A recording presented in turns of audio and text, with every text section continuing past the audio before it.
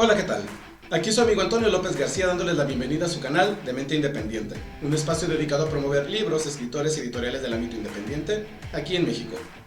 Y en estos momentos transcurren las vacaciones de Semana Santa, un periodo de tiempo en el que las personas, sobre todo las que viven en grandes ciudades, aprovechan para salir del estrés, de la monotonía y de la rutina.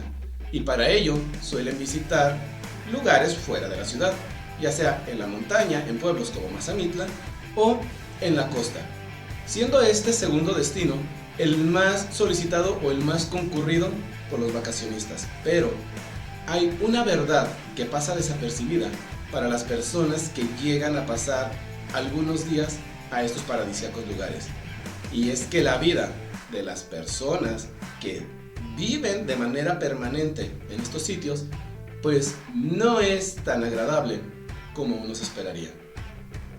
Hay quienes tienen el sueño de tener una casa en la playa para irse a vivir ahí, porque viven desconectados de la realidad que estas personas tienen que enfrentar a diario. Sí, es un lugar paradisíaco, pero detrás de la cortina del turismo existe una vida llena de calamidades como la de cualquier otra persona en cualquier parte del país. Y justo por este tema se inclina el libro que vamos a reseñar el día de hoy, Historias fantásticas con sabor a sal, del escritor Aldo Rincón, en el que pues vamos a descubrir que en realidad en el mar la vida no es tan sabrosa. Así que iniciemos. Aldo Rincón, el autor del libro que se va a reseñar el día de hoy, es originario de Manzanillo, Colima. Él tiene título como químico farmacéutico biólogo y se desempeña como químico clínico para la Secretaría de Salud Jalisco. Historias fantásticas con sabor a sal es la primera obra publicada del autor, y en él vamos a encontrar 12 relatos que tienen dos cosas en común. La primera, que todos se desarrollan en alguna playa de la zona conocida como Costa Alegre, es decir, esta franja de playas casi interconectadas que se encuentran distribuidas a lo largo de Jalisco y Colima.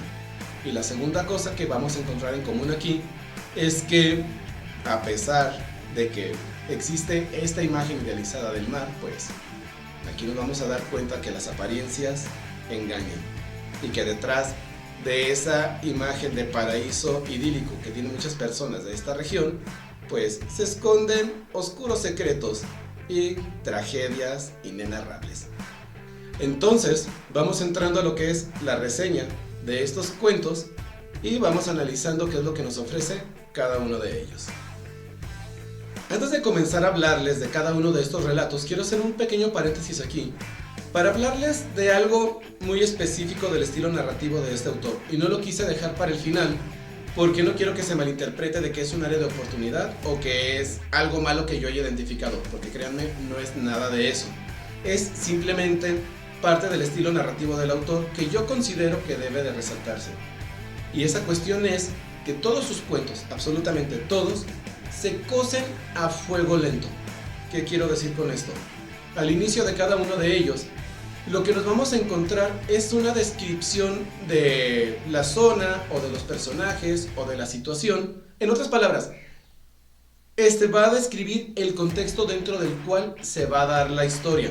Y sí, en algunos esa introducción puede llegar a alargarse pues bastante, pero cuando menos lo esperamos ya estamos dentro de la trama principal del cuento y comenzamos a experimentar esas situaciones pues fantásticas, increíbles o en algunos casos hasta terroríficas que el autor comparte en cada uno de sus relatos. Entonces, para concluir ya con este pequeño paréntesis, si ustedes compran este libro, ténganle paciencia a los primeros 2 o 3 cuentos en lo que se acostumbran al estilo narrativo del autor, porque mínimo a mí la primera impresión que me dio fue que de cierta manera como que se le tambaleaban los elementos narrativos que utilizaba antes de llegar a lo que era pues digamos el nudo de su historia, pero conforme iba avanzando me di cuenta de que no es que el autor no sepa cómo emplear los elementos narrativos, sino que los utiliza así a propósito para establecer el contexto antes de meterse a la historia principal. Y eso la verdad pues a mí me pareció muy bueno porque te dejan claro que el autor realmente conoce la zona conoce la dinámica que se da entre las personas que pues viven ahí o que conviven en estas áreas, y que a partir de esas dinámicas pues estas desgracias suceden. Y entonces, ahora sí, sin más preámbulo, vamos iniciando con la revisión de los cuentos. Y esta antología arranca fuerte. El primer texto realmente te deja así como de wow, si así va a estar el resto de la antología, doble like para el escritor. Pero, ¿de qué va este cuento? Bueno, pues se titula El ahogado, y desde el título puedes anticipar cuál va a ser la línea central de este relato. Pero el hecho de que ya sepamos de antemano lo que le va a pasar a uno de los personajes al cual sus amigos de la preparatoria le juegan una broma pesada que sale catastróficamente mal, pues solamente es el inicio de una serie de hechos pues bastante lamentables para el resto de los involucrados en esta broma. La verdad, para mí, este primer cuento arranca muy bien la antología, una forma perfecta de atraer el interés del lector por la temática que aborda y la manera en que lo hace. El segundo cuento se titula 8.0, y el título, pues ustedes podrán decir 8.0, ¿cómo? ¿Por qué? Pues bueno, ese número hace referencia al sismo que pues vivimos aquí en el occidente del país en octubre de 1995. Yo tengo vagos recuerdos de ese momento porque pues era un niño de aproximadamente 10 años y pues, me agarró dormido, realmente, fue antes de las 10 de la mañana y siempre he sido flojo para levantarme. Iba a la escuela en la tarde, así que imagínense, pero bueno, ya no voy a hablar más de mí. Vamos hablando del cuento. Aquí seguimos a un taxista que pasa a recoger a unos turistas de un hotel en Melaque y los va a llevar a la central de autobuses. Y justo antes de llegar a la central, la tierra comienza a moverse. Y a partir de ese momento, el autor comienza a describir una serie de situaciones en las que realmente se siente la tensión, el miedo y la desesperación de cada uno de los personajes que aparecen en la historia. Es más, es tan, digamos, realista y descriptivo este cuento que hay un momento en donde dice que el hotel donde estaban los turistas pues colapsó, y te hace pensar así como de no manches, o sea, es ficción, y te hace pensar esto, no manches, poquito más se tarda el taxista en llegar ahí, estos turistas no lo hubieran contado. Es un cuento muy bien logrado y realmente te hace sentir esa tensión y esa desesperación que invade a la gente cuando la naturaleza ataca de manera imprevista. El tercer cuento que vamos a encontrar aquí se titula Cazador de tiburones, y en él vamos a seguir la vida de un joven que proviene de una familia muy numerosa en Manzanillo, y al cual, por la situación de la familia y para darle la oportunidad de que estudie, deciden mandarlo a Veracruz. Una vez que termina sus estudios y regresa a Manzanillo, en lo que espera conseguir un trabajo relacionado con lo que él estudió, pues decide dedicarse a la pesca. Se consigue una lancha, la pinta de amarillo y le pone como nombre Venus. Y una tarde en la que se les encarga a él y a su amigo que le ayuda regularmente a pescar tiburones, se meten mar adentro, primero pescan la carnada, preparan la carnada y luego la arrojan al mar esperando atraer pues el encargo, tiburones. Y llega el momento en que sí, los tiburones empiezan a rodear la embarcación y comienzan a caer en la carnada. Y aquí una maniobra que menciona el autor que realizan los pescadores de tiburones es que antes de subirlos a la lancha los golpean fuertemente, pues digamos que en el hocico, para aturdirlos y luego poderlos subir. Y el protagonista mide mal el golpe y en lugar de darle al tiburón le da la embarcación y se le hace un agujero a través de la cual el agua empieza a colarse. La embarcación amenaza con hundirse mientras estos dos protagonistas son rodeados por tiburones blancos.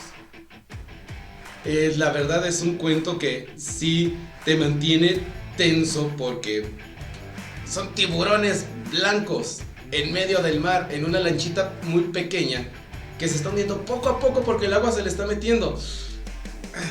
Sí, es un cuento bastante, digamos, bueno y que te mantiene muy interesado, y no solamente interesado, sino que sí tienes como la sensación de ¿qué les va a pasar? Y obviamente aquí no les voy a decir lo que les va a pasar. Si quieren saber si estos pescadores sobreviven y si se convierten en comida para tiburones blancos, pues consigan el libro y leanlo. El siguiente cuento, el cuarto, se titula Aedes aegypti, que es el nombre científico del mosquito que transmite el dengue. Y obviamente, pues desde el título, uno ya puede adivinar de que el dengue va a ser el tema central en esta historia, pero la manera en que lo hace el autor es, no sé, como muy encorazonadora y sí te llega porque te llega. Pero a ver, miren, aquí tengo que hacer una confesión. Cuando leí este cuento, lo leí 2 veces. Cuando lo leí la primera vez, me resultaba algo extraña la narrativa porque este cuento está contado en primera persona. Y la que está contando la historia es la voz de una niña. Pero de repente utilizaba términos o palabras muy específicos, incluso de medicina, que me sacaban así como de, a ver, una niña no se expresa así. Pero al llegar al final de la historia, después de que ves todo el sufrimiento por el que pasa esta niña, bueno, no les voy a decir qué es lo que sucede, este sí lo tienen que leer. Pero después de que pasa todo esto y descubres quién está narrando realmente la historia, te quedas así como de, wow, no lo vi venir. Porque sí, efectivamente es una niña, pero es la niña interior de una mujer adulta. Y entonces cobra sentido de que si la narración sea abordada de una manera inocente como lo haría un niño, pero con palabras muy específicas que solamente un adulto conoce. Entonces cuando lo terminé la primera vez dije no, me tengo que regresar y tengo que volverlo a leer. Y créanme que sí, es muy llegadora y muy encorazonadora esta historia. Ya les dije, no les voy a decir de qué va, pero sí, es muy única la manera en que el autor decidió abordar esta historia específicamente. El siguiente relato se titula Ricardo, y aquí seguimos la vida de un niño que tiene este nombre, pero desde que nació era un niño que no encajaba con los estándares que se podrían llegar a considerar como normales. De hecho, se llega a mencionar ahí de que él, al momento de nacer, no deseaba abandonar el vientre materno porque estaba flotando ahí en el líquido amniótico y el agua siempre le llamó. Él siempre quería estar en albercas, siempre quería estar mojado. Su mamá tenía un restaurante o trabajaba en un restaurante y le pusieron una pileta para que el niño estuviera ahí metido. Llega un momento en el que el niño dice, ya no me llamen Ricardo, yo me llamo Tritón. Comía pescado crudo, en la escuela no encajaba porque también tenía un olor a pescado muy penetrante. Pues sí, o sea, digamos que es un niño peculiar, pero esa cuestión peculiar pues es lo que termina dándole tintes de realismo mágico a este cuento que, no sé cómo describirlo. Necesitan leerlo para hacerse su propia opinión, porque la manera en que aborda esta personalidad y esta dinámica del niño con la madre y con la sociedad, pues está muy bueno. O sea, no tengo nada malo que decir del cuento, nada más que me cuesta trabajo, sí, describirles un poco más acerca de la historia sin hacerles, pues, spoilers demasiado grandes. Pero también es una historia que, dentro de la dinámica que se maneja entre el niño, la madre, la sociedad y todo lo que gira en torno a esta necesidad del niño de estar en el agua, que está conectado con el agua, pues tiene unos tintes de realismo mágico muy buenos. El siguiente relato se titula No estoy loco, y aquí seguimos la travesía de un hombre y su hijo que un día salen a pescar, preparan las mallas y, cosa curiosa que yo no sabía que llegaban a ser los pescadores, deciden dormir en la lancha en alta mar. No sé si esto sea una cuestión, digamos, pues común entre los pescadores, pero cuando están ahí dormidos, esperando el amanecer para sacar la malla y ver qué fue lo que pescaron, pues una tormenta los azota y los saca de la lancha. Y esto se convierte en una lucha por la supervivencia o la sobrevivencia del padre y del hijo, ya que el padre tiene diabetes y le empieza a dar pues un ataque en medio de la noche y el niño le dice, no papá, tú puedes, vamos a salir adelante, vas a ver, pero el mismo niño por dentro dice, no mames, nos vamos a morir aquí los dos. O sea, es una sensación bastante tensa la que se está viviendo entre los dos, porque los dos están dando ánimos, pero los dos saben que pues si no los encuentran al amanecer prácticamente no van a sobrevivir. Y ahí, en medio de esa noche, digamos que presagia malos augurios para los dos, son testigos de una cuestión tan increíble que si se la llegaran a contar a cualquier otra persona, seguramente dirían, está loco. El siguiente cuento se titula ¿Qué diablos? Y justamente esa es la reacción con la que uno termina cuando finalizas el cuento. No puedes evitar pensar el ¿qué diablos? Porque es una historia que maneja muy bien una, digamos, dinámica de que no sabes si lo que está sucediendo es real o no. Incluso al final de la historia el mismo personaje no sabe si lo que vivió fue real o no, o a ver, ¿qué está pasando? Está muy bien estructurado este cuento, la manera en que te da los giros al final te saca de onda totalmente. Pero, a ver, no les quiero decir de qué va, nada más sí les voy a decir que aquí van a encontrar elementos de horror cósmico. De hecho, se hace mención del mismísimo Cthulhu. Así que para los amantes de Lovecraft, consíganse esta antología, lean este cuento para que también ustedes se digan, ¿qué diablos? El siguiente cuento se titula Caminata al Cerro de la Cruz. Y aquí pues vamos a acompañar a un joven que como parte de su rutina de ejercicios, por así decirlo, pues va y sube el Cerro de la Cruz en Manzanillo. Yo la verdad no conozco ese cerro, no sé si realmente exista y bueno, para mí me planteé el contexto, pero realmente desconozco si es un lugar real. Aquí la cuestión es que cuando este joven está ahí haciendo su ejercicio en el cerro, ataca un temblor. Y toda la gente se asusta y todos se quedan así como de, ay no manches, ¿qué pasó? Y él dice, no, yo de aquí me regreso a mi casa. Pero empieza a ser acosado por un misterioso gato negro que no emite ninguna clase de sonido, ni ronroneos, ni maullidos, nada. Y comienza a generar una tensión en el chico de que no sabe qué fregados se está pasando con ese gato o por qué lo está siguiendo. Sí te genera una sensación así como de tensión y desconfianza hacia el gato. Pero aquí este cuento tiene la peculiaridad de que te va escalando como en el cerro. O sea, es una buena analogía compararlo con el cerro, porque escala el nivel de tensión y aquí está lo más alto de la tensión con el gato, el temblor, y pues que el gato está siguiendo al protagonista, que luego empieza a bajar y termina en una nota, digamos, pues un poco anticlimática.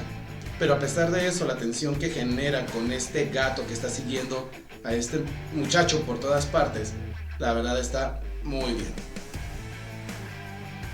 El siguiente cuento se titula Sucedió en el 85. Y aquí vamos a acompañar a un jovencito que apenas está iniciando la secundaria y que no logra encajar del todo porque aparentemente no tiene ningún talento, pero sí encuentra un lugar en el que puede generar vínculos con otras personas, y eso es los Boy Scouts. Y una noche en la que están acampando, pues se ponen de acuerdo para hacer las guardias. A él le toca la hora más siniestra de todas, cerca de las 3 de la mañana. Y mientras está haciendo su guardia, él tiene contacto con una criatura extraña. Pues, ¿qué es lo que sucede entre ellos dos? Pues no les quiero decir ni les quiero arruinar, porque este texto es uno de los más cortos y cualquier cosa que les diga a partir de aquí pues les va a arruinar la experiencia. Solo consigan la antología, ya les dije, es muy buena, tiene muchos misterios que les estoy dejando aquí abiertos y que vale la pena que ustedes los descubran. Uno de ellos es qué pasa con esta criatura extraña y el niño que la ve a las 3 de la mañana.